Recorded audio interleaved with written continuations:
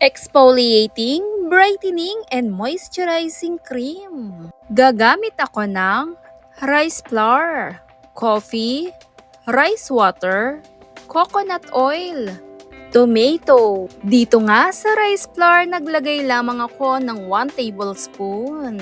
At pagkatapos, 1 teaspoon naman po ng coffee. Hinalo ko lamang ang rice flour at yung coffee at pagkatapos naglagay naman ako dito ng rice water.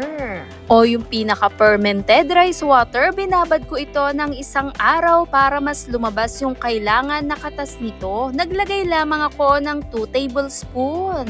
At habang hinahalo ko nga ito, 1 teaspoon naman din po ng coconut oil ang aking nilagay. Perfect itong mga kombinasyon na ating gagamitin. Kakaiba, nagbibigay exfoliating, brightening, moisturizing na rin para sa balat, magandang pangangalaga at nagbibigay puti sa ating kutis. At tomato paste po, 1 tablespoon ang aking nilagay at hinalo ko nga ito hanggang makita ang tamang texture na kakailanganin ko. Magandang pangangalaga para sa balat. For a brighter and radiant complexion. Maganda gamitin to lalo na kung ikaw ay nakakaranas ng pagka-dark spot, nagbibigay lightening at binabalik sa sigla ang moisture ng balat.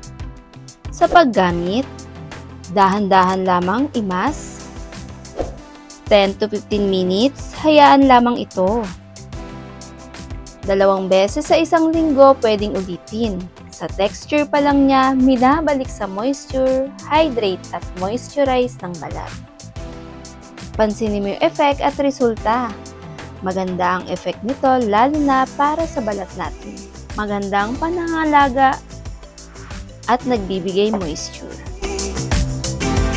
Follow, subscribe for more